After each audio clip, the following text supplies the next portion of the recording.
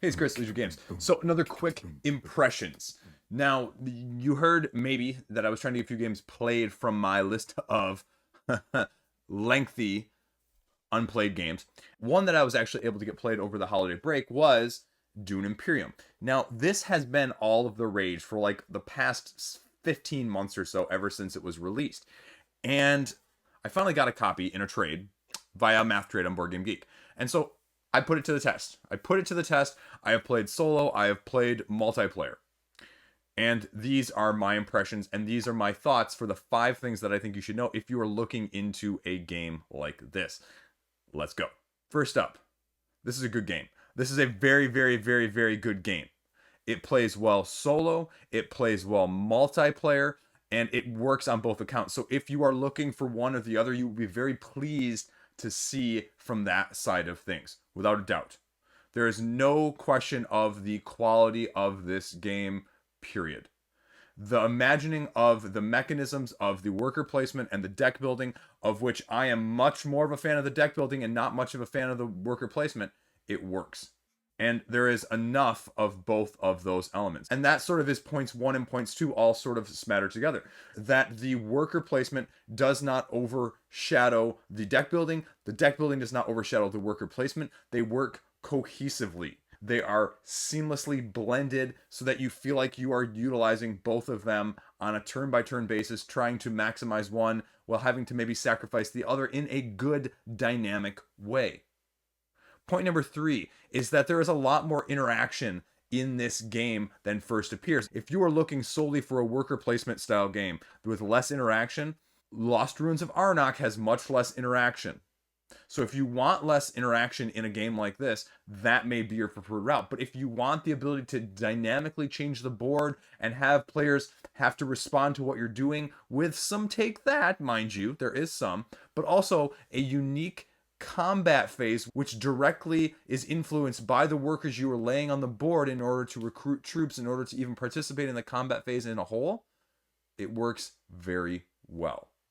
No qualms about it from that side of things. Choices are meaningful, whether you're going to one of the factions to increase your influence, whether you're going to get some spice, or to one of the conflict areas in order to actually participate in the conflict in the first place in each round, because there's a give and a take that you're not just going to be able to do everything in terms of allocating your resources, getting the spice, getting the water, getting the battles in order to participate in all different aspects in every single round. So pick and choose wisely.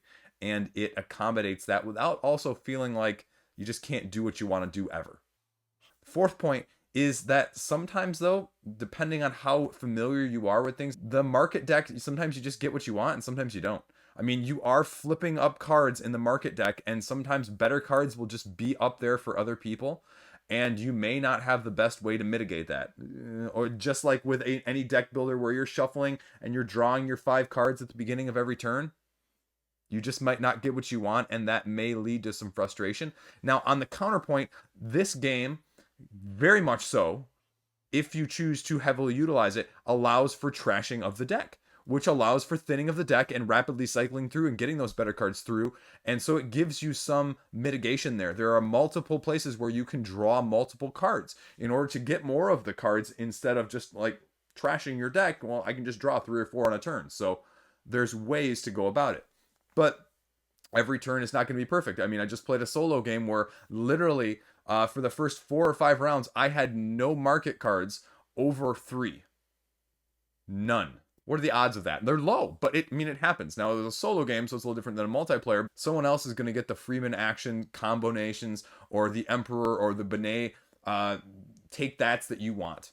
And you're just not going to be able to combo it the way you liked because you are trying to go specific routes sometimes, depending on what cards you've been dealt and what faction you are to begin with. Number 5. It's self-contained. I mean, it's 10 rounds or first person to 10. Again, it seems slow, but you build up steam and things go very quickly. So you're playing this game, after once or twice, you're playing this game in about an hour and a half. The turns are very, very quick. You have 2, if not 3 worker placements on every single turn, and that's it. And it's just going in succession, and boom, combat phase is relatively intuitive. 2 + 2 + 2 + 1, boom, there you go. A card here or there, it's done.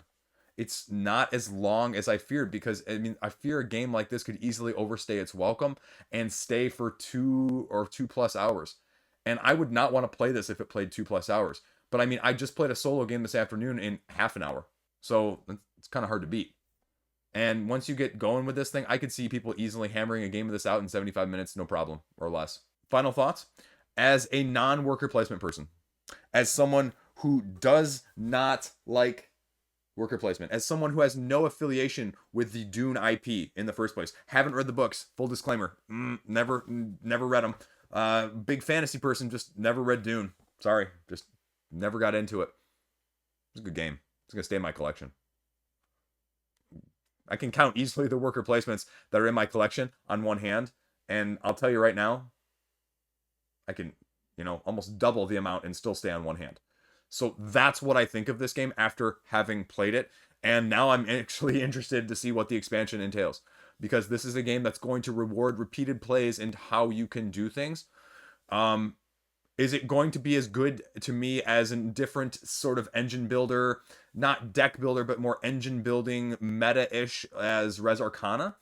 No, it's not. I will always probably prefer Res Arcana or Aeon's End to something like this. But I will say, what this makes me excited about is the iterations that you can go on the future with this type of game, with these types of mechanisms blended in the way they are. And that's the other thing that you have to be excited about, is when this succeeds, other people are going to stand on the shoulders of this success and make even better games for the hobby. And if that doesn't make you excited, whether or not even you like this game or Lost Ruins of Arnak, so like I said, it's going to stay in my collection. I had it listed for trade on Board Game Geek. I've taken that down now. Nope, staying. Guys in my group agree. And again, my group is not a worker placement group. We play more other cooperative, random, pandemic-esque, head-to-head, take-that-esque games.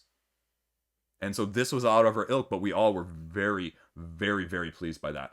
And again, I say that as someone who went into this game going, I have no interest in this. I have to play it because everybody else is talking about it, and it's on the hotness, and, Liege needs to be able to talk about the... No. Legit. I like this one. I can see why other people wouldn't like it, but I can see why there's going to be other flavors like Lost Ruins or Endless Winter, where you may have more or less interaction depending on what you want to do, or more or less worker placement depending on how you want to interact. But this has more deck building and more interaction and take that on the board, which is exactly what I love. So, color me changed. I like this. I'm surprised to say it, and I'm happy with that, because I like playing fun games, and that's what this was. So, there you go. My thoughts on Dune Imperium. Check it out if you're interested. There you go. As always, stay classy. Thanks for watching. Subscribe if you want to see more of this.